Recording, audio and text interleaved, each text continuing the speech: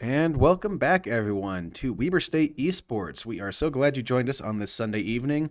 Yes, it's a little bit weird. We usually have Saturday nights, but games got delayed, so we're going to have to go ahead and start here on our Sundays with our CLoL games.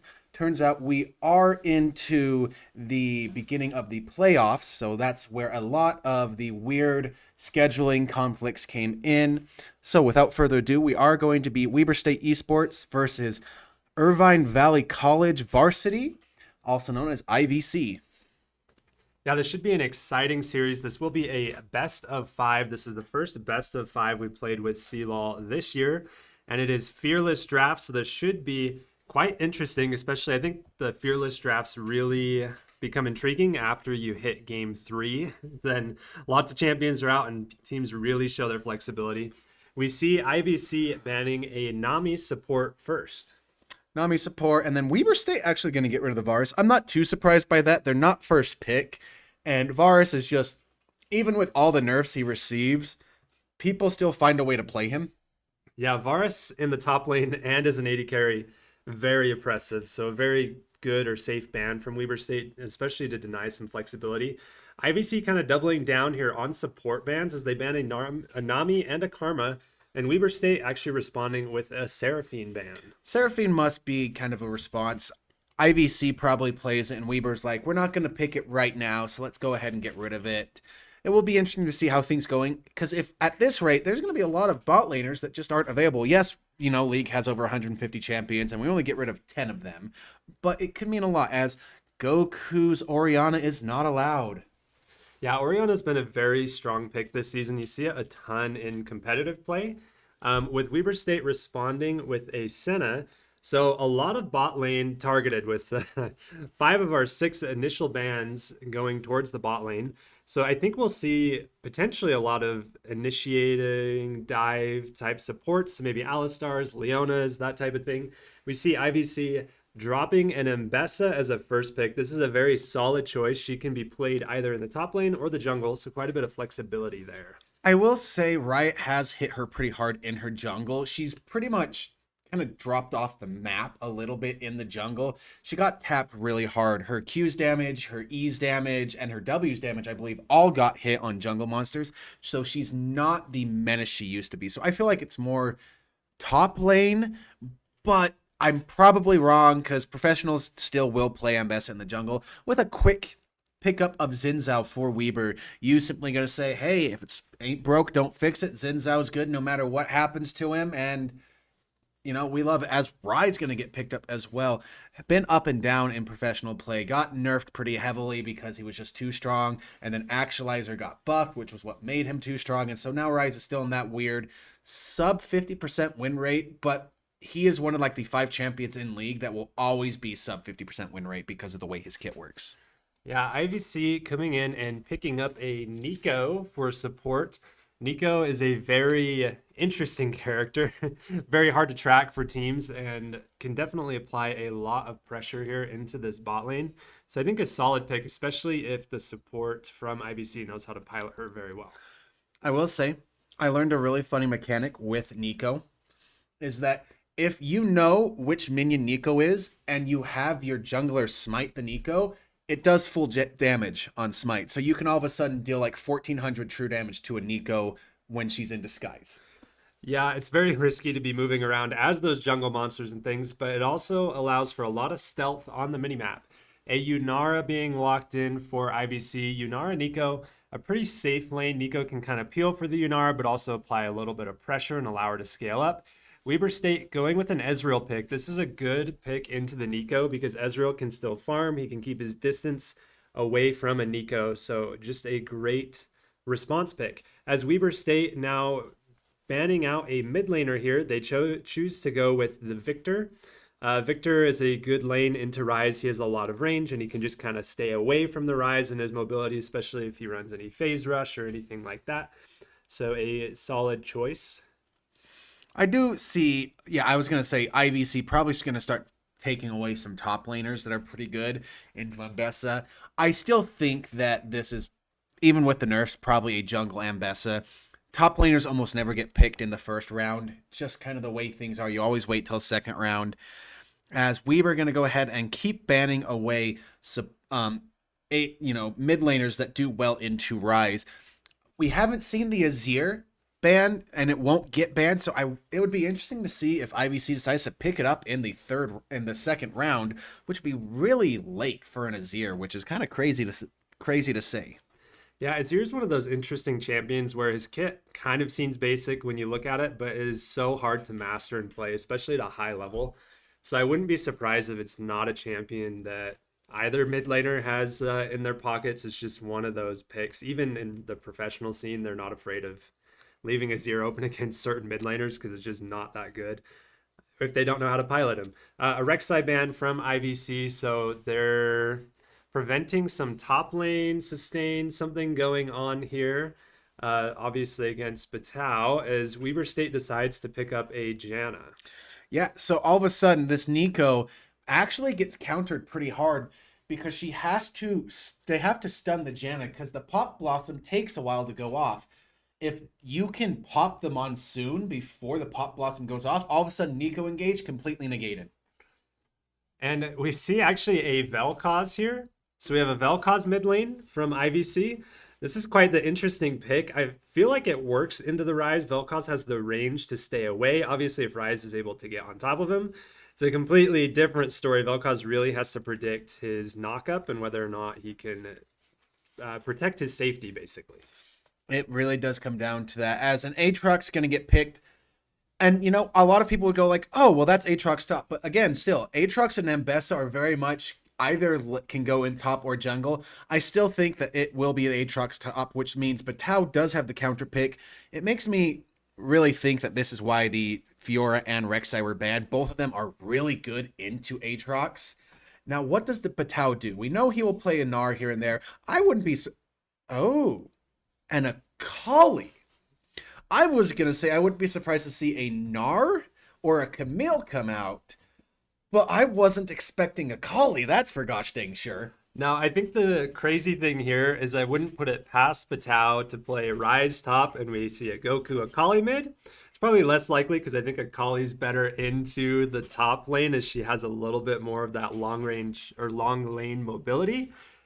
But honestly, it's Weber State, folks. If you haven't noticed, they like crazy drafts, crazy picks, and crazy lanes. So we'll see how it goes when we get into this draft. This game. And a lot of what Akali can do allows negation from Aatrox. She can just avoid his auto attacks, avoid a lot of his abilities. As things on Riot's side of things are being a little bit funky here as we're getting into game a little bit slower. So we have a little bit of time to kind of look at this and think what's going to happen. I like Yunar as a champion, but sometimes I feel like it's such a bait. You have a dash only when you ultimate, and she's known to be this oppressive laner and can be oppressive, but you have to be able to fight your enemy laner. And Janna Ezreal just simply say, "Woohoo, we're not fighting you." Yeah, I definitely think like Yunar is one of those characters where she's oppressive, like extremely oppressive into some lanes, but then others, it's like she's almost a non-factor and she has to scale and wait for those team fights. And it really takes two items, getting the Fiend Hunter bolts, being able to pop her ult, dash in and blow someone up. So if Weber State's comp really is playing towards that, where I think the Yunara is going to have to scale and wait a little bit before she'll have a lot of pressure. I do think I like the Ambessa and the Aatrox flexibility. I believe we saw it either in LCK.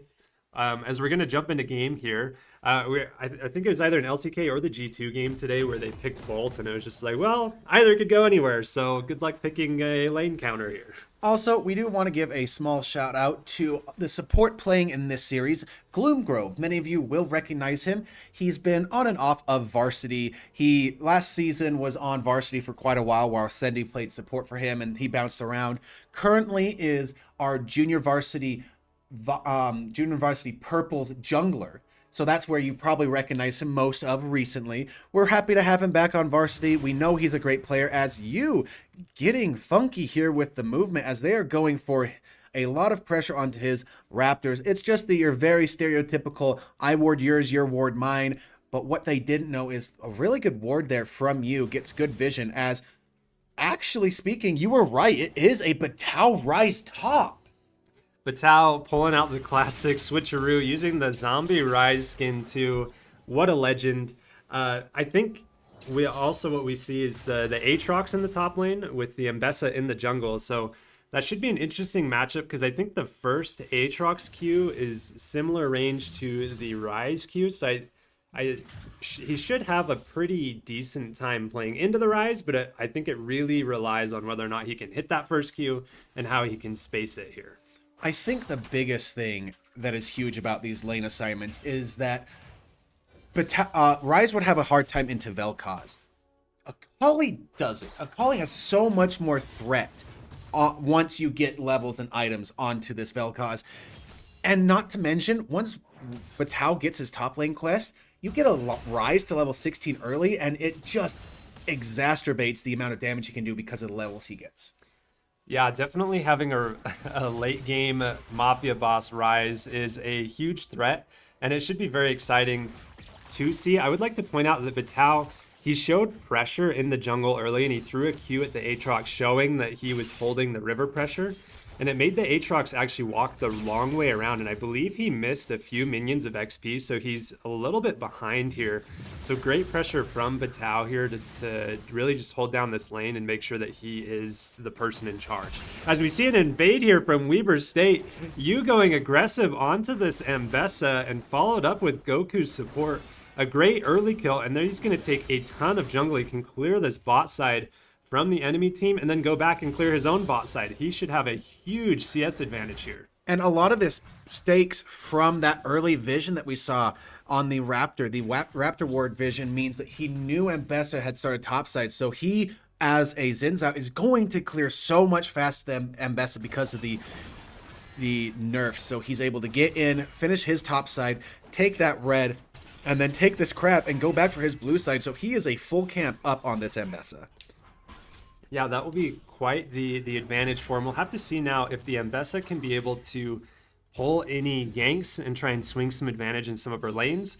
We see that Batal has been pushed in on this Rise. He did have to back, and he got his tier of the goddess. So he's pretty safe, as well as Goku is maintaining a pretty even lane state as the Akali. So really not a ton for the Mbessa to do. She dies, runs to a Scuttle Crab, and now just has to recall again for an item. Not looking very great for her here in this early game. Yeah, Goku doing your typical trade as he'll trade his health for the mana from the Vel'Koz. I do like that Vel'Koz has decided to go Ghost. It gives him a lot of mobility to try to get off some of these cheeky knockups, hit some good Qs. Maybe get away from Goku, but the amount of mobility that Akali has is always so deceptive. And then there is the fact that there is a teleport disadvantage. The moment he gets pushed out, kind of like here, actually a really good play as Nico was not expected to be there. A cheeky Nico play will get a kill for this Vel'Koz, as it looks so good for Goku at the time, not knowing the minion count. Yeah, fantastic roam from the Nico, so it kind of equalizes that Goku did have a little bit of a CS lead, so now the gold advantage has swung back in advantage of the Vel'Koz. However, the Akali able to, yeah, it looks like 400 gold advantage for the Vel'Koz here. Akali goes straight for the tier 2 boots, so she has a lot of mobility. I think this is a smart choice to make sure she's dodging those Vel'Kozes, those knockups, and the crucial crowd control that can really keep her behind. Yeah, and she also knows that getting that ward on the Raptor camp is so important. Nightingale getting seen out means that he has so much less threat, as there actually could be a possible dive coming in here from the side of Weaver topside, but Sendy and Gloomgrove gonna go ahead and get a little bit too aggressive and be a 2-for-1 in the favor of the I'm forgetting Yunara, but you now here to get this dive onto the Aatrox will miss the Wind Become Lightning, but it's only a matter of time before he dies, as a kill will be donated over to the side of you once again, and then Batal gets executed. That's actually the best way it could happen. You know, quick reback, quick back there for Batal. Yeah, unfortunate for him to get executed there. He could have taken another wave and maybe another plate, so he could have had a better buy. But still, definitely better than having the Aatrox go down, as we see another Nico gank here in this mid lane, putting a lot of pressure here on Goku. It's very good timing, as Goku does hit level 6 right here, and it prevents that kill, a lot of that kill pressure on the Vel'Koz. great roam from him. Gloomgrove did counteract, so he was able to be there to protect and prevent any other kills. But we do see Goku has quite the CS advantage here. He's playing this lane very well. It just kind of is the way things are until Vel'Koz gets a couple of items to start just insta-clearing waves. Akali's base damage is going to do a lot of work. But we really have to just watch for the first item spikes. The moment Goku gets that, he's going to have to be looking for just one-shots onto the squishies like Yunara, Nico. Heck, even Aatrox and Ambessa can be pretty squishy early. Yeah, I would like to point out as actually we have you stepping here into the Ambessa's jungle. He might take this blast cone over. They do have vision on this, so he may play for this angle. They do have the Rise potential TP. However, he's not pushed in. The Aatrox is there. He tried to jump over and steal this blue buff, but he didn't get it. Now he's just jumping straight onto the Ambessa. You can see the damage that he's doing over her. However, the Aatrox does have priority. He's able to move first. Now, Rise can close that gap with the TP if he needs to, so he's just continuing to push this lane. You really just trying to look to secure this Gromp. Mid lane prio isn't there for the Vel'Koz either, as Yu does secure the Gromp, and he jumps back on the Nightingale. He's got level 6. He's doing a ton of damage. Nightingale is so low here, but Tao and the Aatrox trading very equally as Goku roams over. He's got prio ahead of the Vel'Koz as they do secure that kill on the towers. As Yu just picks up a double kill here. Fantastic play from the Weber State team. Yeah, and a lot of this was actually set up by Goku in the mid lane. He got his 6 and all in the Vel'Koz, got the Ghost and Flash, made it so he had to back, and then at that point he knew there was still that scuffle going on in the jungle, allowed for him to roam up there and secure those 2 kills for Yu, who now has his Sundered Sky and 4 kills. I mean, who's killing Yu at this point? No one. Yeah, as soon as his Xin Zhao gets ahead, it's very hard to duel him in these areas. He's not known to do the most amount of damage, but if he's an item ahead, he's a very scary character, very difficult to kill thanks to his inbuilt sustain, plus the sustain from Sundered Sky. We do also see that Batao is well on his way to his Rod of Ages, so he shouldn't be running out of mana in lane anytime soon, which is usually the Rise problem early. And into an Aatrox who doesn't have a resource pool, that can be an issue. Except now he doesn't have an issue because he should just have enough mana to play the rest of the lane out. Yeah, and Weber really just doing a absolute showcase on CSing, ahead in every single role except for bot lane where it is even. Just doing great amounts to be annoying as possible. I mean, yes, Patao has died once, but the amount of gold he's gotten from his nearly 40 CS lead is insane, as Goku gonna simply take out the mid laner, gonna get this CS lead even further ahead. It is your typical grub for Dragon trade, as Nightingale is gonna go ahead and go on to Sendy. Transcend oneself is used, but a really good Jana Tornado does a lot of work back, as Sendy will not find the final Mystic Shot, does not have the Arcane Barrage to finish off Nightingale, but really good trades of ultimates there, as it was an Ambessa ult and a Yunara ult for nothing on Weber's side. No flash, no just a heal. Yeah, Weber State opting to give up the dragon for grubs, but then also Yu is just taking all of this topside farm here. The Ambessa chose not to stay around and take his bot side farm. So once again, her entire jungle is cleared and she'll have to respond. However, we do see the Irvine bot lane, they do secure another kill onto Gloomgrove here. So this Yunara does have quite a bit of gold here. We'll just have to see if she can transition it into these fights. I think a good job of Weber State to recognize this early lane and play towards that top side and really push those advantages there. And it's going to be one of those things that Ezreal doesn't do great early, and it's the late game. Weber State's very much good at saying, okay, you and Goku are going to dive and assassinate a member or two, and then we can have Batao and Sendy clean up. Yeah, Weber State definitely securing the late game as we see Batao actually fighting this Aatrox here. He does channel the ult. He flashes the Nico route so that it does come through. Excellent play there from Batao. It was an excellent roam time from the Nico. They also had the Ambessa as backup. However, it's just a Rise, and the Rise in the long lane, he does have those abilities to escape. He has the phase rush. He has his ulti. So really just a non-issue here. Now that cooldown is a pretty long cooldown, so it's a good one to get away from him. However, I feel at the end of the day, the Rise is still doubling the CS on this Aatrox. He has so much pressure and so much advantage here. As we see you just full on fighting for these chickens here, almost going under the tower, but he's got support from Gloomgrove, so they're able to pull it off and just walk out. Again, just taking away everything they can from Mbessa. Yeah, and you can actually see in the top lane, it was a little cheeky. Batao ran back, got enough gold for his Rod of Ages, backed, and then teleports back immediately, and now has this ward. Is going to chase down this Aatrox a little bit, get him off the wave, as this Neeko just living in the mid lane, being as annoying as possible, does not want him to get ahead on this Akali, as a barrier going to actually have to come out here from Cookie, as because Neeko is roaming, was under threat there. Sendy and Gloomgrove doing a really good job here. Yeah, doing a good job of keeping the pressure. His small milk box goes down again here to Goku. You can see Goku did use his ult. Milkbox didn't use his ult this time. In the last fight, he did respond with an ult as well. I don't know if it was to clear a wave or to try and kill Goku, but Goku had the moves and takes him out. He's well on his way to buying his Gunblade. He might even have it as Yu invades here again onto this Mbessa. Mbessa with no items completed, and Yu's got not only a full item, but also his steel cap, so he's got the movement speed and the armor here just to totally annihilate this Nightingale. I think this is the difference between low tier and high tier junglers, is the ability to be able to pressure and to know when you should be in the enemy's face.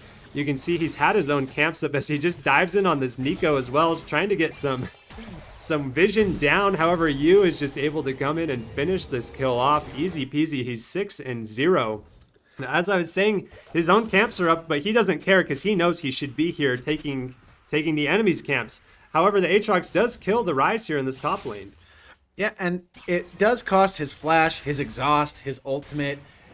And Batao didn't have his ultimate or his flash. So that kind of speaks to what Aatrox had to do. He had to give up so much to get that kill, and it's just another kill for Goku and and Yu at this point. As in the bot lane though, things going a little bit worse for Rare. Gloomgrove's gonna go ahead and flash and heal to get away.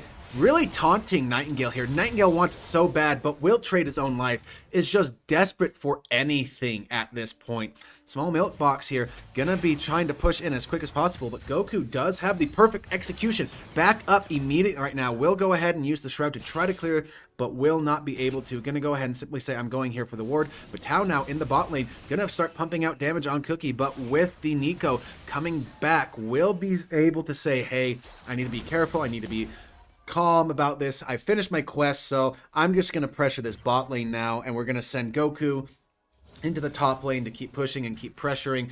But a collapse onto this Aatrox looks like it happened. Aatrox did dash there, so does not have it. Gonna get knocked up here, gonna have a lot of just damage coming through. Gloomgrove here for the assist. That is not where you want to be, my good Darkin friend. Yeah, once again, just Weaver State having excellent control here into this topside jungle. They're just not allowing anybody to walk in or do anything, as they do have the top tier 1 tower down, and they've just had constant vision there. And with the Aatrox down, and he doesn't have his TP available, I believe. Does he have his quest done? Can we see that? Yes, you actually can see that he doesn't have it. If you look in the top left corner, because you can see that he has Arcane Comet, it signifies that he has not completed his quest.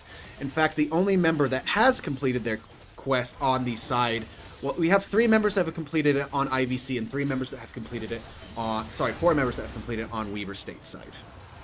So no TP from the Aatrox either way, so Weaver State can just complete this dragon on their own, as there is a Pop Blossom that does hit quite a few members. You popping the ulti, trying to escape, making sure to not give away that shutdown, as a pretty good fight here actually from IVC. They do get quite a few kills here on the Weaver State team, but Tao able to respond here on the Yunara. This is a 3-for-2 trade here, which despite the gold advantage is pretty big, but Tao just pushing his advantages here and really pushing into Milkbox. Small Milkbox opting to walk away as he doesn't have the vision on the Xin Zhao or the Akali now, as the Akali does run in. He had a vision ward on her as the perfect execution comes in, and Goku secures that kill. He should be able to finish off this bot lane tower now, as Batao is coming in with an aggressive teleport. However, Neeko is here to back up.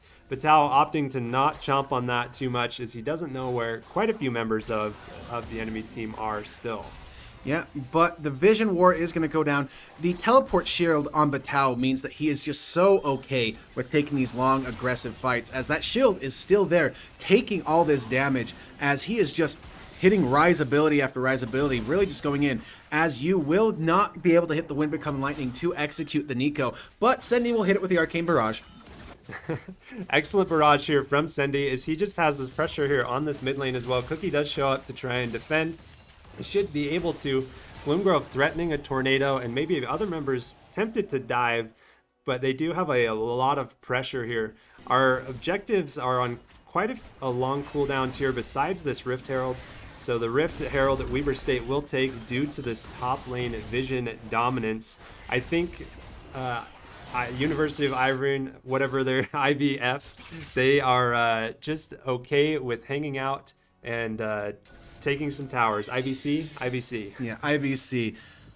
Irving Valley College, I believe, is what they are. We want to be as good as possible in getting things right, as that's a really nice Nico route going to come in. Not going to do enough because there's just not enough backup, as Weber says. Let's go ahead and summon Shelly to take out the final tower they have. You going in, really cool there.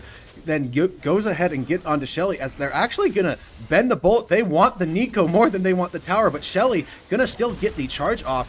And because of that, gonna have the ability to charge once again onto this mid turret, as Weber really just simply saying, gas, gas, gas, let's go, go, go, take as much as we can, give nothing back.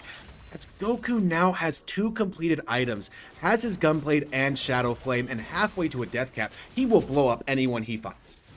Yeah, it's always scary to have an Akali this far ahead, especially when they're proficient, such as Goku.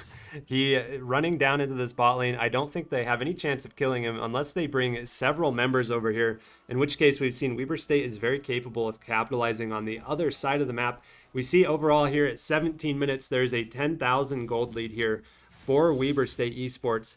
Now, IVC does have the opportunity to get quite a few bounties here, so we'll have to see if they are able to scoop those up, and if they are able to do some cross-map plays. If Weber does get too aggressive, they may be able to get them back in the game, but you can see how much damage Goku does on this Vel'Koz. This is the downside of picking a Vel'Koz mid, is he's just so squishy, especially when you don't have any health items. You here and Gloomgrove opting to be super aggressive here in the mid lane. The Mbessa ult responds, but it's just not enough. Aatrox does come in from behind and does finish off the Gloomgrove as an exhaust jumps onto you. However, Goku shows up here for support. Sendy just eating into the face of an Aatrox. Normally not what you want to do on an Ezreal. However, he just knows that he has this advantage. He knows that he's ahead, and he's going to try and keep chasing him down, as there are some plants for advantage on the Aatrox. He might be able to get out. We'll see if Sendy spots him out here in this bush. Yeah, Sendy trying to decide where it would possibly be, but then realizes it's not really worth the push. But Tao will go ahead and get this tower in the top lane, as Cookie can only watch in horror as it's taken away. Goku in the bot side. I would be careful here, Small Milk Box. Yes, he doesn't have the perfect execution, but he could still kill you. But the life disintegration ray, Goku biting off a little more than he could chew. Couldn't quite go Ultra Instinct there. Yeah, the slow on the life disintegration rate is pretty heavy, and I think that just caught Goku a little bit off guard. He took an extra tower shot or two that he did not want to take. Otherwise, he probably would have had the kill, so great play there from Small Milk Box. That was a 1,000 gold shutdown going back towards him. Now, that kind of neutralizes the events of the last 2 minutes, as 2 minutes ago it was a 10,000 gold lead. It's now an 11,000 gold lead, but it would have been 12 otherwise. We see the Akali is up 2,000, almost 3,000 gold here in the mid lane. We've got a 3,000 gold advantage for the top lane in Weber State's favor, and almost, what is that, 5,000 gold lead advantage in the jungle on the side of you. The Mbessa is so far behind. That is a crazy statistic, and definitely you putting in work this game. 9-0-6. You know, I think Riot successfully nerfed the champion the way they wanted to, because like I was saying when it was picked, Mbessa just is not a jungler anymore. They just tapped her numbers way too much. She just can't keep up with these hyper-aggressive popular junglers anymore. You know, and I'm almost wondering if there was a mistake here. And as we see a Pop Blossom running in, now there, Mbessa does jump onto Gloomgrove. However, Gloomgrove's not the target necessarily that you want, but they do secure a kill on Ezreal here, as the Vel'Koz does go down to Batao. However, Goku does show up to this fight. It'll be a 5 for 2 trade here in favor of Weber State as they turn towards this Baron. Yeah, and Weaver definitely has enough damage to do this. Akali Zins out and Rise. You just look at the Baron's health. It is melting. Yeah, definitely a lot of damage here for the Weber State esports team.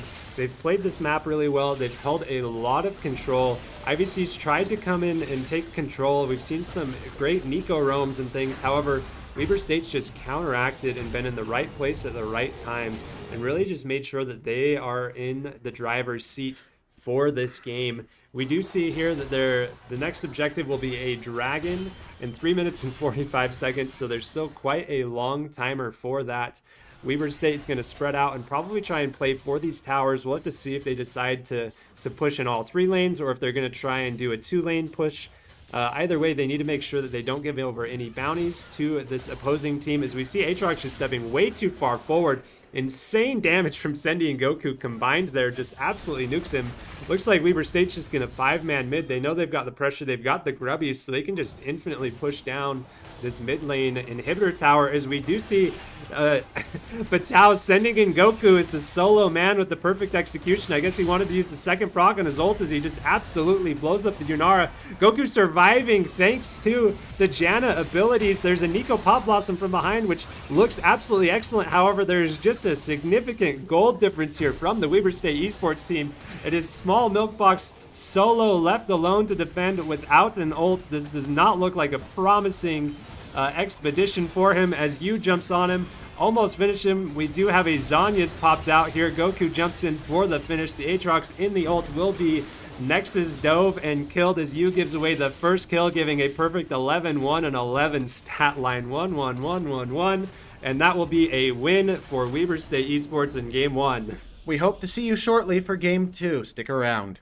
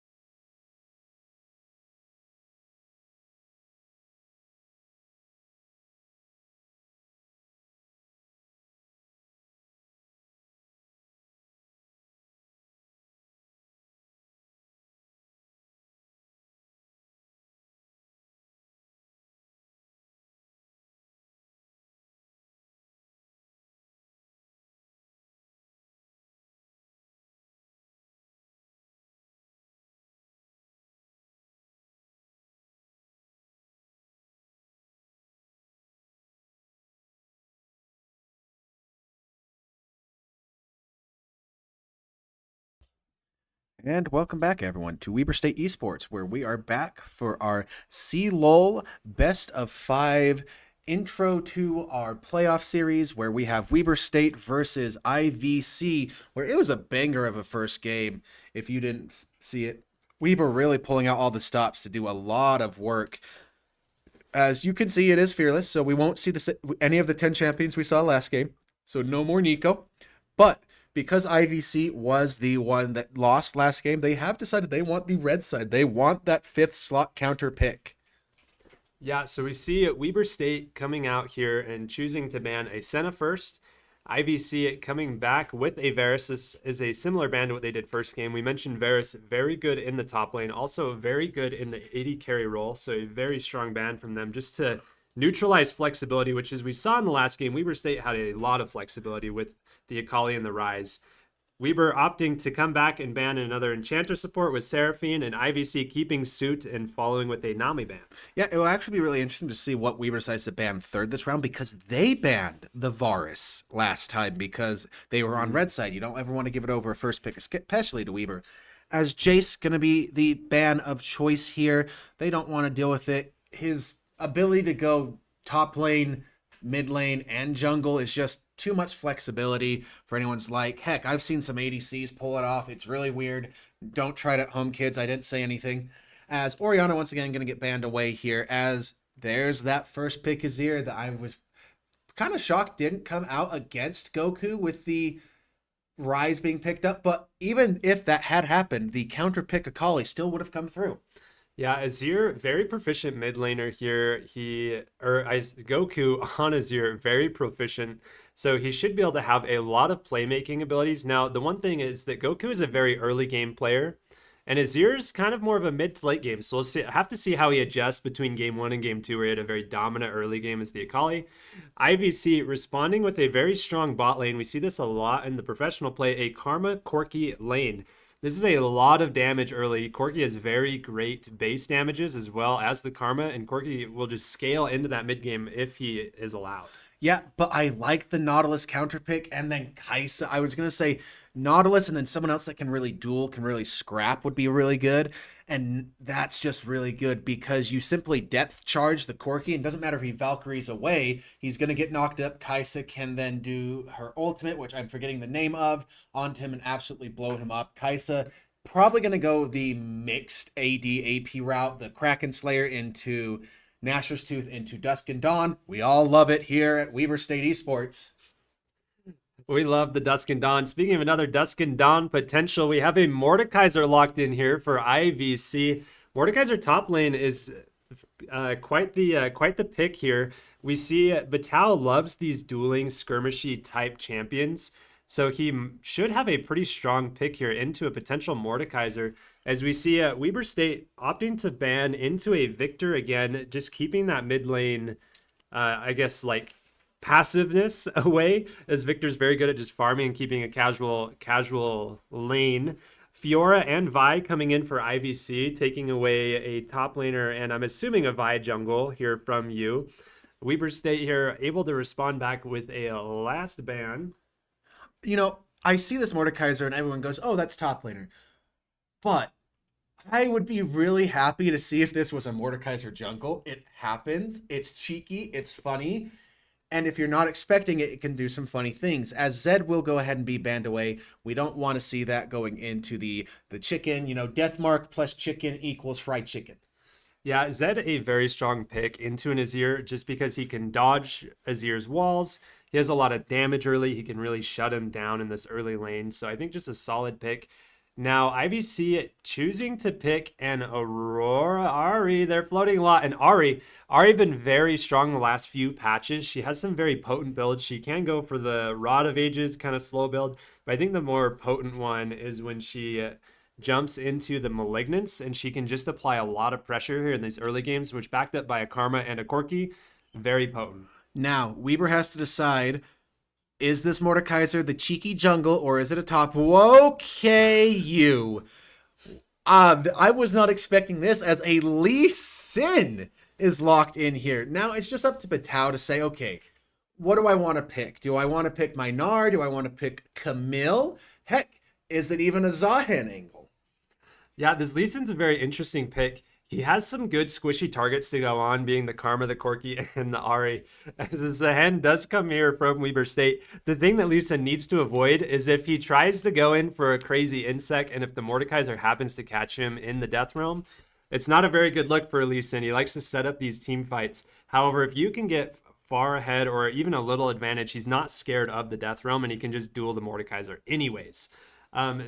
Zehen here probably for this top lane, a good duelist in the Mordekaiser. Neither champion, or they both only have very few conditions for catching up to the enemy, as we see a Poppy jungle top lane. Okay, yeah, I'm over here doing the same thing you are. As I'm like, okay, I see the Poppy into Zahen because it shuts him down, makes it so he can't dash onto you. You can knock him away and be annoying. But also, is Poppy jungle better? Because then Lee Sin can't Sonic Wave onto you, can't do the dash. We're going to have to wait till we load on because it really is a 50-50 on if Mordekaiser is top or Mordekaiser's jungle, with Poppy being top or jungle. It could just be, now IVC's turn to pull the whole switcheroo. Where are these two champions going? Because they really do work. You know what? We're totally missing it, guys. It's Poppy support with Karma jungle. Honestly, I wouldn't be surprised or Karma to try and stay gapped away from a Zehen in the top lane. Either way, I feel like Poppy has to be jungle. Poppy into a Zehen just seems like a nightmare. Even if she does stop the dash, Zehen still has the pull, and then he's got the extended range on his Q for a knockup. I feel like that is just a disaster waiting to happen, but it's just something I haven't seen a ton, so it's hard to be able to tell. As we're going to load into game here, ladies and gentlemen, this is game 2 of our CLoL series as we enter into an immediate, drumroll please, pause. Well, we can at least talk about the fact that you are correct. It is a Poppy jungle with Phase Rush. We have Mordekaiser in the top lane as was expected. As we can kind of look around and see some different summoner spells. I do like, at least me personally, that both the supports didn't go for Summoner Spellbook. I love that room, but hate it because it's so just frustrating sometimes to see it happen. Not Gloomgrove going for the more, hey, I'm going to hit hooks, I'm going to root you, I'm going to get a really big armor and magic resist, and then you're not going to kill me before we kill you. Conqueror on Corki, not surprising there. I have seen some Corkis go press the attack, which is really interesting. You Valkyrie in, and with your Gatling gun, you proc it so quickly, and it's just a bunch of extra damage while you're in their face and will blow them up.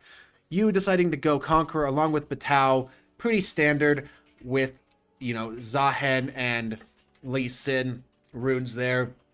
I have seen some cheeky full lethality Lee Sins go Dark Harvest, but I think because he knows that Poppy is there with the steadfast presence, not going to be able to do as much as he wants, as it is a reason why IVC really did want this round 5 counter pick to go for their jungler. Yeah, and I think the Conqueror just kind of supports Yu's more scrappy, kind of dualisty build in these early games, in these skirmishes, especially if he gets pulled into a Death Realm. He wants whatever advantages he can have in some of those extended fights. Now, something we need to pop out or talk about, I guess, is the Poppy has the ability to stop every single champion on Weber State's side from moving. So whether it is the Kaisa ult, or the Nautilus hook, or the Azir dash, or half of Lee Sin's abilities, or like we mentioned, the Zehen dash, if the Poppy times that spell correctly, she has a lot of potential to really shut down Weber State's ability to do these team fights. She can stop the insect kick from coming in. She can stop the Azir shuffle, the Shuriman shuffle from happening. So it may be it'll be an interesting thing to see happen. Yep. So one thing that could be interesting to think about in this top lane matchup is that a while ago, I can't remember how many patches ago, some of you keen members may remember that Mordekaiser got a buff to his Q. It now scales off of his bonus AD. Well, do you know the champion that now currently holds the world record for the most AD possible? Zahen. It used to be Jhin. I remember the good old days when Ginsus would stack and you could get like 2,000 ADs in Jhin. But now Zahen can get some stupid numbers. If you build him like full lethality and have a hubris, because his passive gives him percentage AD stacking, he can get up like to 1,500 AD. I'm not saying we're going to see that now, but could feel really nice if all of a sudden, Batao is fully stacked and then Mordekaiser steals 10% of that. It's a lot of free AD. Yeah, and I think in each of these roles, the top, the mid, and the AD carry, both teams have an excellent ability to be able to carry their teams. If the Mordekaiser gets ahead, it can be absolutely detrimental. If the same with the Zehen or the Azir or the Ari or the Corki or the Kaisa, any one of these champions can carry a game. They all have significant impact. You on the Lee Sin also has a high ability to be able to carry. The Poppy, not so much maybe carry potential, but like we mentioned, she has a lot of ability to affect the game and to be able to stall. So there is a quite like I feel like an interesting dichotomy where all of the lanes have this potential as it looks like our pause is ending here. Now we were talking about this in the break is that the difference we between the duel with the Xin Zhao and the Mbessa in the early game might have been affected by the fact that the Mbessa didn't start with a health pot and she was just a lot lower health. I mean, partially due to the Xin Zhao having a health pot, but also his passive. So we see the Poppy taking a health potion now.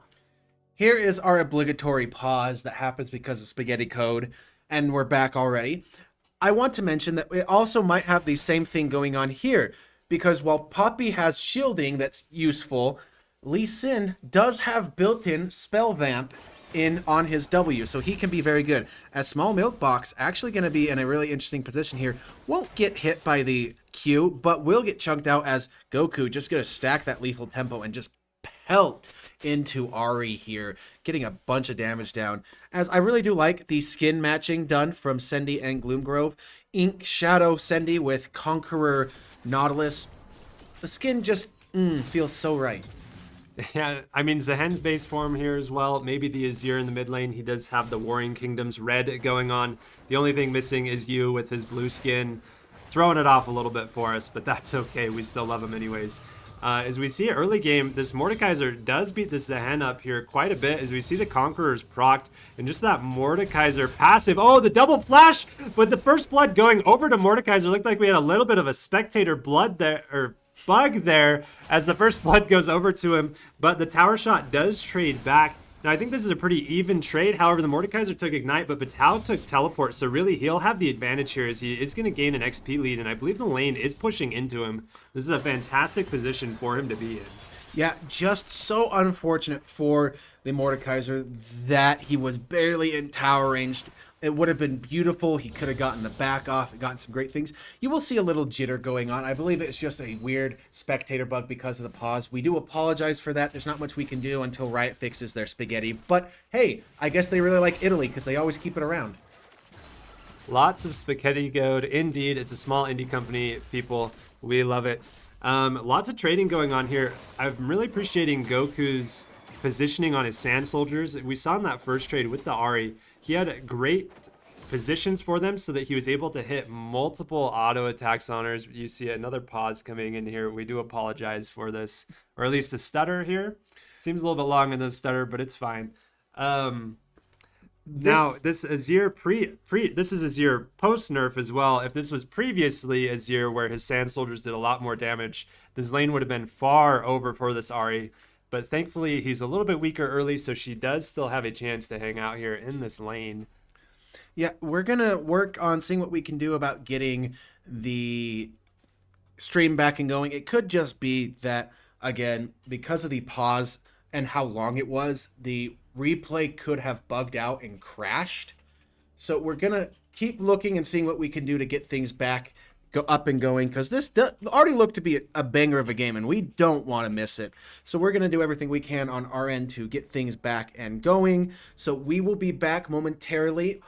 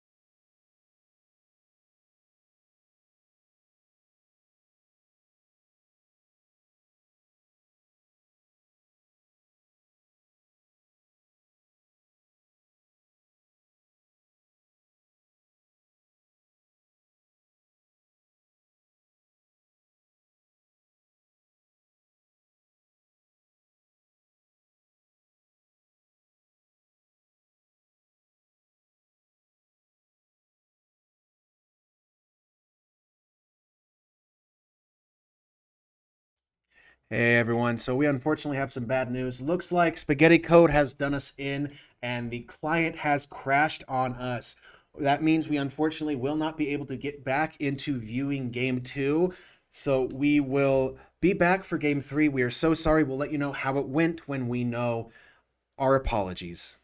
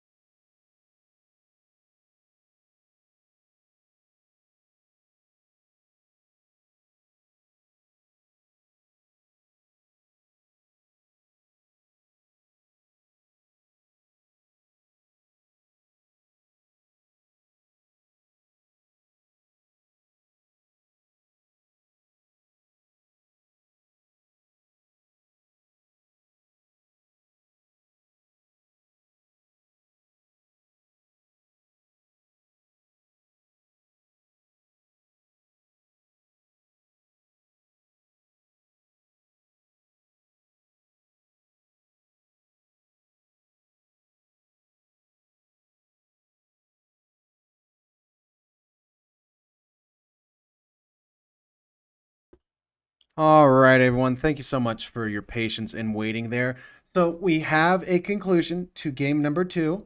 And, for us Weber State fans, we are extremely happy as Weber did go ahead and win that second game in a pretty good fashion, as we do have the end game screen here, which we're going to kind of go over because we can't really see everything that happened. But from what we can see, Goku and Sendy.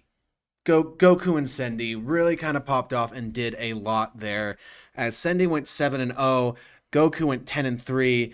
It is kind of sad that we weren't able to see as much as we really wanted to. Yeah, I mean Mordekaiser did work. He was the best for IVC. Went 7-6. Went proto belt. That's kind of interesting. I was expecting to see a Dusk and Dawn, but maybe he is a kind of the same as we are, where we're like it's overrated, not great, but we're happy to see it. We're happy to see Weber has gone ahead and gotten up 2-0 in the series, and we should hopefully be getting into game three here within a little bit of time. We just wanted to bring you back in and let you know what's going on. Yeah, so we're hoping for less bugs and the game will stick for game three. It looks like we were looking on the down detector website and there is quite a few downs on just Riot clients in general. But obviously, like our players were able to play out the game, so it didn't affect them. So we're gonna fingers crossed, toes crossed that the next game will be able to load through for us. We're pretty confident in it. Usually it's like a pause delay that happens. So hopefully we don't have that bug. We don't have any pauses, and we'll just be able to enjoy the game three of the series.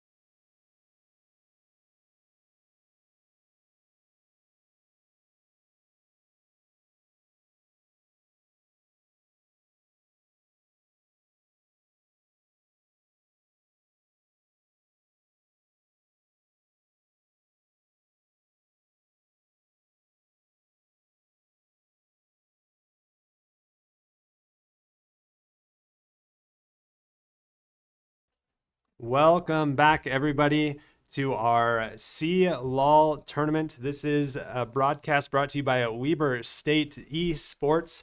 Tonight we have Weber State versus Irvine Valley College Esports. And this will be a game 3 of a best of 5 series. Weber State is currently leading that series 2-0.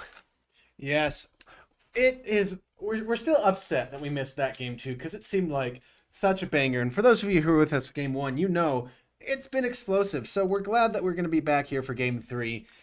As a Weber State fan, I'm hoping for a quick 3-0. But there's also the league fan in me that's like, I want to see it go all the way. I want 5 games. I want as much league as possible. But then there's the tired me that's like, it's late. Let's go Weber. Now, as a reminder, this is a fearless series, so you can see 2 rows of champions here. That is 20 total champions that will not be able to be picked in this game. So that can oftentimes influence our bans, as we see Weber State really just not wanting to play against the Seraphine. This is 3 for 3 games that they have banned it. And I'm going to assume that this first ban from IVC is going to be Varus. He's been banned every single game. You can't give it to Weber, and so there goes the ban. And, you know, you mentioned that there's 20 champions that we won't see this game, but with the bans, that's actually 30 champions. Now, those of you might think, oh, that's not that much, but at this point, that is 1/5 of all the champions in League of Legends that we cannot see this game. That's actually a significant amount. Yeah, and with that, I think it really allows for a lot more creativity, a lot more flexibility. It stretches the players and allows them to kind of show off alternate strategies and routes they have.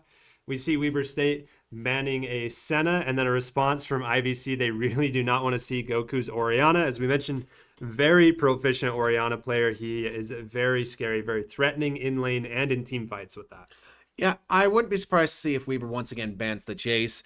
It's very typical and Fearless that the first 3 bans do not change, as they're actually going to go back to the Z ban. Not wanting that. They banned it in the second phase of bans last game, but they're saying, nope, we're not going to deal with it right now. As IVC, we'll see what they go ahead and ban, and it will be very intriguing to see how things pan out this game. Some deep pockets going to have to start being reached, as I was going to say earlier, Goku now going to get a Talia ban against him, as he has shown that he does like it. You could possibly see the Pantheon Talia coming through for Weber, as it was a staple a year and a half ago. And another thing I was going to mention that we could maybe see from Goku, this is more of a pipe dream, but a little LeBlanc or a little Zoe coming in. Yeah, Goku very good at these high tempo assassin type characters. And we do see Weber State locking in this Jace pick. Now, Jace has been played in the jungle from you by Weber State, but it has also been seen in the top lane from Batao. So we've got a little bit of flexibility. So IVC is going to have to try and predict that and make sure they don't pick losing lanes either way. You know, the funny thing is I actually think this is Jace mid lane, because Goku has played Jace more than anyone else on Weber. As, IVC saying, you know what?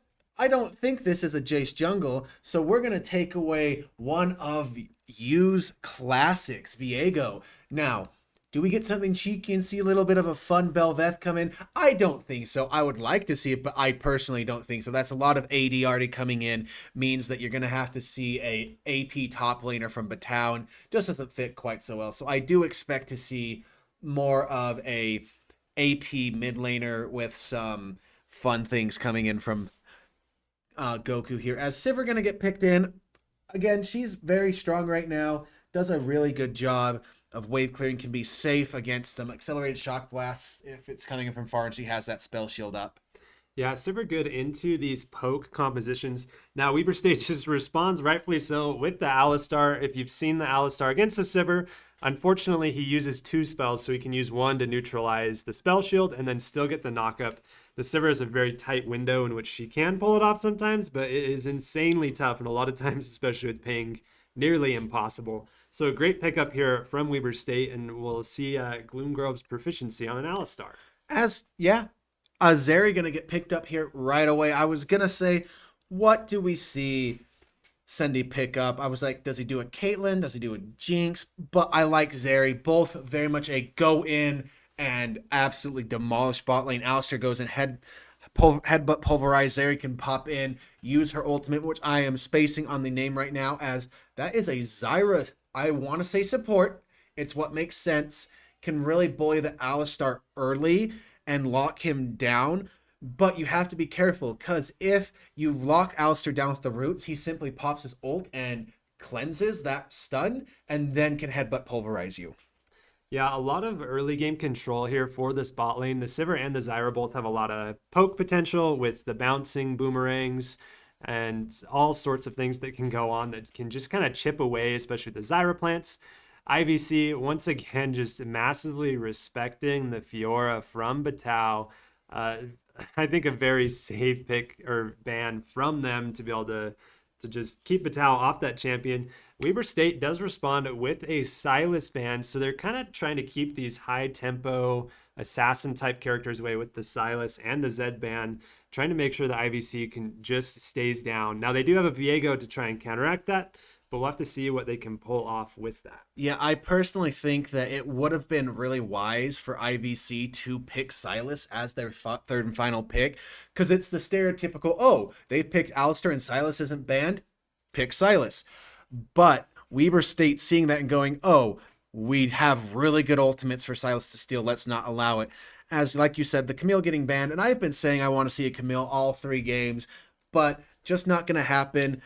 IVC respecting it as once again Victor not going to be allowed seems to be Milk's preferred champion in the mid lane, and Weber's just going to say, yeah, you don't get anything comfortable. Yeah, and he just, like we've mentioned, he has a lot of like possibility just to keep the lane neutral. And Goku really wants to try and take the lane and push it as far as he can and really just spiral the game out of control. So it makes sense to ban the Victor so that that can just stay a possibility. Now, a Cassante in the top lane is a very good pick. The Jace is not great into a Cassante, so it definitely neutralizes if the Jace could go in the top lane. Like we said, we think it might be a jungle or a mid pick. So, but that does limit down Weber State's options as now they respond with their next 2 picks, and this should sort out, hopefully for us, what Weber's going to do. So we have an Aurora. Now, unfortunately, that doesn't clarify things as Aurora is a good top laner or mid laner. She won't go in the jungle, so that doesn't limit that that potential there. I don't know what you're talking about. I'm sure that Aurora Jungle is a thing you could pop out and they just do some other funny things. But yeah, definitely one of those things where Weber is playing the cheeky little, okay, you've shown your hand with Cassante, but we're not showing ours. Do you need to pick some more AD? With Gwen coming out though, that is pretty much I mean, to me, that helps secure a little bit more, but at the same time, not really. Gwen can be a jungle or a top lane. Aurora can be top lane or mid. Jace can be all 3. Where are they going? Find out next time on... I'm joking, everyone. We're going to find out here pretty soon. Yeah, I think the main thing is the Gwen is good in the Cassante. The Gwen's also good into the jungle. I think Aurora's maybe a safer pick into Cassante. We see an Annie pick here for the mid lane. Annie's an interesting character. She saw kind of a resurgence last year in pro play, but ultimately it led to she just doesn't have a ton of damage. She's very much a setup character. Now, a setup character is great when you have a character like Viego on your team who wants to have resets. So a good Flash Tibbers with a stun onto a team could be exactly what the Viego's asking for. Also, I know this is a little bit of trolling to say, but hear me out. Zyra mid Annie support. Are we going back to that meta? I hope not, but it's a funny thing to say, as we should hopefully figure out what Weber State is doing here in a little bit. I personally think with Annie mid, I think Jace jungle would actually be really good. Have the Gwen into Cassante because they do really well. Jace into Annie is really good because Annie just is outranged. And we're going to see here soon as we should be loading onto Rift here as we speak. Well, we'll see once we actually get it pop up.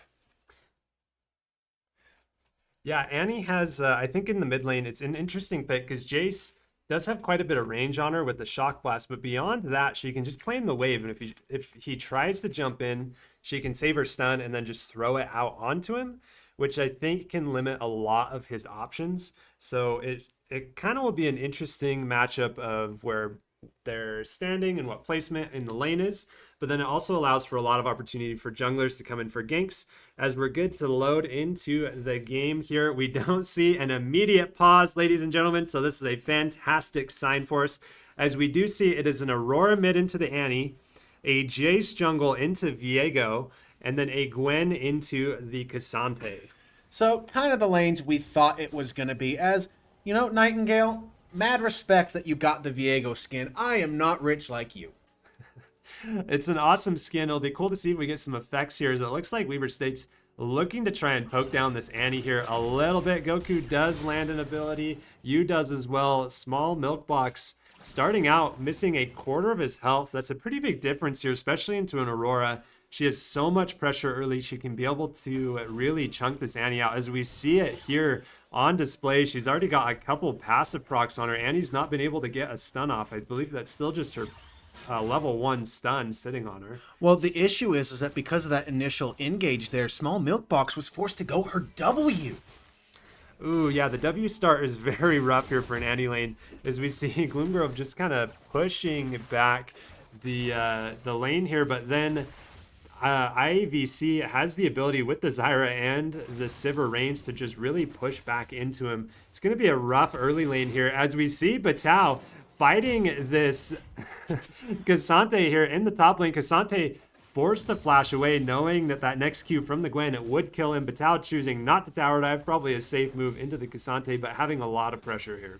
Yeah, and I realize now I've said it, I was wrong. That is Annie's E that is the shield. The W is the Pyromaniac, the Burning Hands, for those of you who play D&D. Yeah, sorry, I knew what you were meaning, and I totally misspaced that too. Yeah, her shield start is very rough here. Gloomgrove opting to flash in here, though, but he misses the knockback here on the Zyra. They do lay a lot of damage down. Sendy just standing in their face, getting a lot of the pour-over damage through both champions, trying to neutralize it. Now, Weber State is chunked out here quite a bit, but we love to see the Alistar trying to take advantage of having that Hex Flash. This is an unsealed spellbook Alistar, so we're seeing him use some of that utility. Unfortunate Weber State did not get the pushback. It looked like the exhaust was really well timed here from IVC's bot lane, and they were just able to prevent him from being able to step around the Zyra and get the successful pushback into the tower. Yeah, but at the end of the day, Weber's kind of okay with that. They do have the healing that will come in from Gloomgrove's passive. The Triumphant Roar means that, yes, they can take a lot of poke, but as long as they're clearing waves and getting minions, they should be pretty good, as they will be on the back foot for a lot while in the bot lane. It's just the natural way of 2 range versus 1 melee, as you now here going to try to maybe see if he can find something cheeky on this Cassante. Going to hit a really nice accelerated shock blast, and you will go ahead and flash and go ahead and do a quick Q, as he knows that there is no flash. Gonna take his time here. Gonna just simply play chicken with the Cassante and hit the unaccelerated shock blast to finish him off. Yeah, a great play from you. You'll notice that he smited the blue buff there early. A lot of players are tempted just to save it for the Scuttle Crab, but knowing that he had the tempo, that if he didn't go now, then the Cassante would be able to get that reset off. So great play from him there, but we do see Nightingale here with the counter jungle. He's aware of where Yu is. However, Yu here to help with this counter gank that the support is giving here for their Annie. However, Goku is going here pretty low, and now Yu is caught out with Nightingale flanking, and that will be a kill over to the Viego early. That is pretty devastating for Weber State, and a very good start here for IVC. Yeah, unfortunately, just too many people there. You going a little bit too aggressive without his flash. Gloomgrove maybe looking to be a little bit annoying here, but simply does a plant.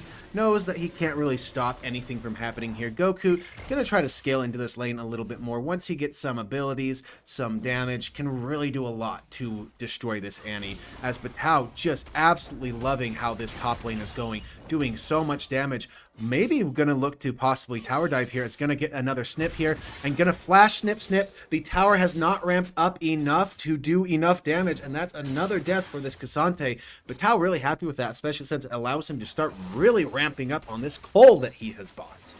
Yeah, Cassante is one of those champions that's very item dependent, so if you can shut him down this hard, as you see, he's only gathered 14 CS. As there looks like there might be a fight here in the bottom lane. Gloomgrove shoving off the enemy characters with the headbutt, able to save some of the health bar on Sendy. Sendy does still have both summoner spells, so he's not under a huge threat, but trying to save as much as he can. A great job there.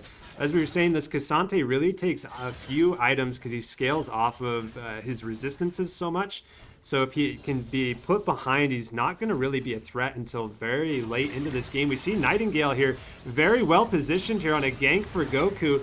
Ooh, Goku tries to ult out of the range, but unfortunately not able to. You can see there's quite a level difference and a CS difference there for Goku.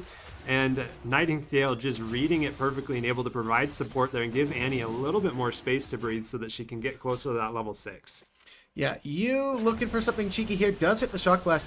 Doesn't have the flash yet to go ahead and go in. And wisely does not, as Annie does still have the shield and the stun, but Annie could be overstaying here. Another accelerated shock blast will end up possibly killing her. You gonna walk down here to Dragon, not gonna quite see that it's get done, as they have an idea that it's started, will pop the ward and will not be able to find anything, as Gloomgrove looking for something here. A lot of damage coming in through here from Sendy. Gloomgrove not gonna find what he wants, just kind of walking around being annoying. Yeah, a great take here from IVC. They kind of recognized where the Weber State players were at, where they had prio, and they were able to just push them off of this dragon. However, Weber's not going down without a fight. They're really pushing for vision here in this bottom lane as Goku does flash in, and he's able to secure that kill onto the Viego, and they're going to be able to clear out some of these bottom side camps. An excellent play from him. The Annie does show up though, and she throws Tibbers onto Gloomgrove, securing that kill. So a good trade back here from IVC. And they're going to be able to push Weber State out of this bottom side jungle, not allowing you to take these camps. However, you sticking around, he's threatening Milkbox here. He may just trade a Tibbers for a little bit of pressure here, as it looks like Tibbers will just go down to half HP. But they do successfully protect that Wolf camp on the bottom side, which is big for helping Nightingale to continue to scale up and turn into that hyper carry that IVC need. Yeah, you playing on this Jace a little bit slower than normal, as he does get a lot of good damage onto the Zyra here. Goku being as annoying as possible. Tibbers about to expire there will mean that he has a little bit of time. You can see that the timer is still about halfway till the next Tibbers, so has a little bit of room to play. And one of the things I want to mention about this Gwen into Cassante is the reason it's so strong is because Cassante isn't allowed to build his favorite item first. He's not able to build that Iceborne Gauntlet. He needs the magic resist to survive these AP laners, which is what makes it so good. Small Milk Box, though, getting really ganked here. A lot of damage coming through as Goku gonna avoid getting executed by the Heart Stealer, but Zyra gonna go ahead and run him down with the exhaust. And Goku, though, will be able to hop over the wall and survive, as another kill will go down onto the Viego in the mid lane, as Gloomgrove and you chase him down. Yeah, Goku just barely got out with the teleport on that ultimate. If Viego was able to get that reset, it could have swung the whole fight and been 3 or 4 kills over to him. But being able to survive and get out there is a huge play from him, as we see Patal just, again, absolutely annihilating this Cassante in the top lane. It looks like both ults were traded, Cassante and Gwen using them, but we see Gwen's just so far ahead. She's got so much pressure here with that blasting wand, even if it is into full magic resist. Yeah, Sendy doing well for himself, as you mentioned that, Sivir is known as the super farmer who does really well, but Zeri can do really good things as well. Gonna back over here. Be interesting to see what happens. Small Milk Box, maybe looking for a gank. Zyra will go ahead and stop Sendy's back, but Sendy simply says, okay, I'll just go ahead and kill your ADC in return for my life. Sendy now in a pickle will go ahead and decide to get himself killed to give it to Zyra, as they are trying to chase down more. Gloomgrove gonna really do a good job sneaking away and not getting stunned up there. Annie not being able to close the distance enough to use Tibbers. Meanwhile, Goku simply in the mid lane saying, taking the turrets, breaking the plates, you over here saying grub, grub, grub. Yeah, a great play there from Sendy to opt to walk into the tower range. It kind of, if you noticed, Annie forced her pathing back towards him to try and see if she could get the kill, and it allows just enough space for Gloomgrove to be able to get out with the speed ups. Goku, however, walking into a trap here with the Zyra and the Viego.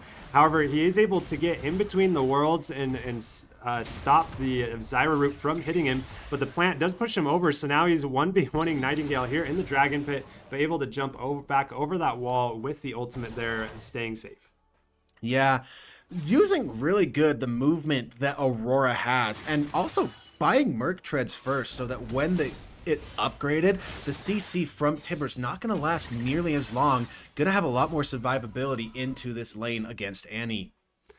Yeah, a great play there from Goku. Now, I do like that IVC's trying to take these aggressive plays. In game one, we just kind of saw them getting pushed around by Weber State, but by doing these sorts of movements, they're showing that they're not afraid and they're really trying to stay in this game and match the aggression. Unfortunately, a lot of their lanes are behind in CS. We see every lane is behind by a substantial amount, and it's led to about a 3,000 gold lead here for Weber State. So we'll have to see if they can be able to pull out some objectives or get a good fight here, because really it's within a reasonable range that they're not out of this game just quite yet. Yeah, the biggest thing that was rough for them is this top lane. The Cassante not doing well. He was looking for ability to go all out and pull Batao under tower earlier. Looks like, unfortunately for him, when he went all out this time, it just allows Batao to simply pull out the needlework. As you see, Yu already doing so much damage with the Ghost Blade. Small Milk Box not able to do anything, as Yu is going to say, come here, I'm going to finish you off, as the Ghost is popped to get Annie away from danger. Now Sendy and Gloomgrove in the bot lane starting to fight. Gloomgrove looking for a really good pulverize. Going to have to use the Unbreakable Will to deter anything else from going on. So it is an 2 ults for the price of 2 ults. But Weaver getting the dragon because of Nightingale's death earlier in the mid lane. Yeah, we see that Yu is up 2 entire levels on Nightingale. Both players, the Viego and the Jace, they had 1 item completed, but that 2 level difference is really what allows Yu to just be able to absolutely annihilate him. Jace with the 1 item is a little bit stronger too with the lethality build, and with that poke he landed all of his abilities. So really that CS difference and the Viego being denied so much space in his own jungle is leading to that lead for Weber State here in the jungle. I mean, you were talking about level differences, you being up 2 levels, and that's crazy, right? He's now only up 1 level. Want to look at the level difference in top lane? Granted, it's because one's completed their quest and the other. It's a 3-level difference. I mean, I don't care what champion you're playing. You're not going to win when you're 3 levels down. Is Batao simply going to say, you can't stop me. I'm going to make you lose all these minions. You're just going to stand there and wait, and then I'm going to take your tower. You know, I think this was when I was learning to play League and I was playing with some of my friends that were higher ranked, kind of this difference in resource denials. We see Weber State potentially making a play here on the mid lane as the Alistar does decide to go in. Zeri gets a little bit of a chunk, but IVC does have enough pressure to be able to hold back against them. So Weber State not committing. They know that if they die here, that could be a swing in the game against them. Goku's continue to poke out the Sivir. Not a lane that the Sivir really wants to be in here. I do just want to do a quick fun little shout out to Gloomgrove. As you can see here, he has the very infamous black Alistair skin. Now, for those of you who don't know the significance behind it, that means Gloomgrove bought this game when it was in beta. Yeah, definitely an OG skin there for an OG player in Gloomgrove. This game is looking a little rough. We see Batao now level 12 by minute 13. I believe if you're matching 1 level per minute, that is pretty insane. It's what we've seen from top laners in this new season. They have a potential to really just hyper scale and carry and just push out their enemy laners, as he's going to take a tier 2 here in 13 minutes. Now there are 2, potentially 3 players from IVC coming up here, but Batao showing that they're not afraid as he one-shots the Viego almost. Now he is in a 2v1 and it doesn't look like he'll be able to survive. He might just have enough movement speed. However, the Sivir Bolt is active. That is a huge shutdown going back over to the Sivir. However, we do see it in the bottom lane here. Goku does go down as well, trading his life for a Zyra. But Sendy is able to come back in and clean up the Annie on the backside. Yeah, I mean, when Gwen has the fabled Dawn and Dusk and a Riftmaker, they're going to do a lot of damage. As you now actually has to be careful here. Yes, this is a full armor Cassante, but going all out, he is going to do a lot. A really good flash from you makes it possible. The slowdown actually going to do a lot, as you still needs to be careful here. In a little bit of a pickle. We'll have to go ahead and Q to the wave to get out. And that is the frustrating thing about Cassante there. Use ahead in items, use ahead in levels, and Cassante still almost wins that. Yeah, Cassante just one of those characters that can be very strong in the right situations, and he had a good setup there. Also, I'd like to point out that Batao was doing all that in the top lane without the Riftmaker. He bought the Riftmaker when he went home. So now that he has the Riftmaker, he's going to be absolutely unstoppable. As you see, they rotate him down to this bottom side to really put pressure onto this tower. Just a couple of auto attacks doing a lot of damage to the Annie. As you see, the Q is going to come out and probably execute if he can catch up, though. The Annie has a lot of movement speed here with the Ghost. A nice choice or use of that summoner spell to be able to get out. However, Batal's going to have a lot of freedom to be able to free hit this tower. Yeah, he's taken 10 plates by himself now, and he's about to take another 3 more here in the bot lane. Goku, though, in a dangerous position here, won't see Cassante until it's too late, but Gloomgrove is here to be able to help support him. With the Rift Herald going down as well, Weaver can really look to absolutely crack this game open. They can take the last remaining tower plate in mid lane by themselves and then break the tier 2, maybe even go on an inhibitor. Yeah, they have a lot of pressure here. I would like to point out, you'll notice on the map side, Weber State put a lot of resources in the top lane, and Batal, instead of going for that bottom lane tier 1, decides to back off. He plays it a little safe. Same with Sendy. He had the potential to push this last plate down in the mid lane, but he chose not to. Now he is opting for it, as there are 4 members of Weber State surrounding this lane, able to protect him. We see the Zyra ult going down on the Alistar, but he has the Unbreakable Will as Goku absolutely annihilates the Viego. Sendy on the backline, 1v1ing the Sivir. Sivir actually kind of holding her own there, but Batal teleports in. Goku coming in here to finish off the Zyra as they annihilate the Annie, and now it is just a lone Cassante here. He does just get his ult up, so he might try and use it. He attempted to use it, but got interrupted in the cast. Fortunately for him, he does get that cooldown back, but an absolutely dominant fight from here, or from Weber State Esports here. They just collapsed on this team and did not allow them to pull any advantages. Yeah, and one of the things I like about Yu's build on this Jace is he's actually gone for Bastion Breaker. So when he gets, I believe, an epic monster kill or I want to say it's a shutdown kill on a champion, he does extra true damage to objectives. So that means that he is just absolutely going to start demolishing things. As unfortunately, Sendy, you need to take out the first tower before you can take out that tier 2 tower. Not down yet. Sivir going to go ahead and try and chase Sendy down, but could be very bad, as Sendy's simply going to go and channel his inner talent and hop over the walls. Gloomgrove going to be able to just run out, as Goku going to be here, and with all of that extra damage, going to be able to take down that turret. A lot of damage going onto Zyra. Weaver really just picking and pulling away at IVC, as Gloomgrove just so tantalizing. Annie wants it, but unfortunately the greed is going to get Annie killed there, as even Zyra going lower and lower as this fight continues. Weaver really just saying, hey, oh, by the way, I'm invisible now. I'm going to go between worlds, going to kill you. And once again, it's looking like it's going to be another 5-0, as Sivir doing the best they can to avoid Sendy and Batal, but you can't do everything all at once. Gloomgrove now going to chase down the last remaining member of IVC, and it looks like they will go all out to kill out the Alistar. And even though Alistar does the Unbreakable Will, that can't stop true damage. Yeah, and there are still a bunch of members from Weber State Esports here. We'll have to see if they want to collapse on this Cassante, or if they're just going to keep pushing objectives. You see how much damage Batal does to this turret with the Dusk and Dawn. It looks like he's just going to go straight for the turret. I believe that he has the right to be able to ignore these players from IVC here for a little bit. They do have a lot of crowd control, though, and they are able to shut him down before he takes the turret. Kind of a greedy play here from Batal. However, his team is so far ahead. Before the beginning of that fight, they had about a 9,000 gold lead. But unfortunately, IVC just overplayed their hand. I did like that they were stepping forward and trying to be in Weaver's face and show that they weren't afraid despite the goal disadvantage, and they're really trying to pull back into this game. But they just kind of overstepped by a little bit too much. They needed to know, hey, we're still behind and we want to pull back the advantage.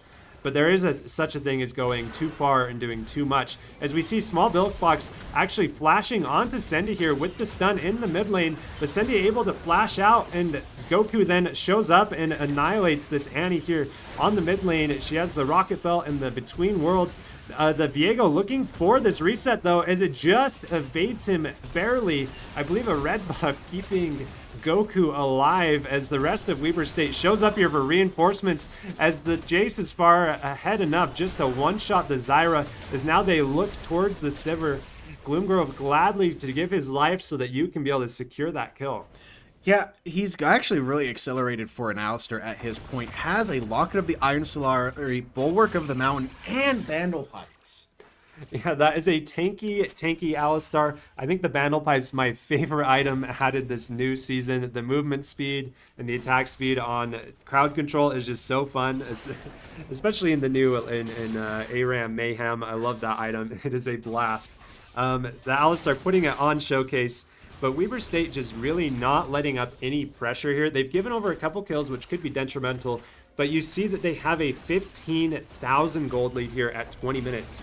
This is going to be a really hard game, if not nigh impossible for IVC to be able to claw back. Now, I don't think... Oh, teleport coming in from Gloomgrove. The unsealed spellbook going to be the demise to the Viego. One of the things about playing Viego into Weber is that they know exactly how you want to play and are able to counter it. Gonna go all out here is the Cassante, but it just doesn't matter as Sivir, the only one standing. Now, Sivir, really good at clearing waves, but it's 20 minutes. Weber's gonna go straight for a Baron, while Goku and Push is in the mid lane threatening on to Cookie here, and just being an absolute menace. Weber unafraid, simply saying, you know what, we want to end this game and end this series. I was gonna say, the item I hope for that I see from Gloomgrove that we're not going to see, it's not going to go late enough, is Protoplasm Harness.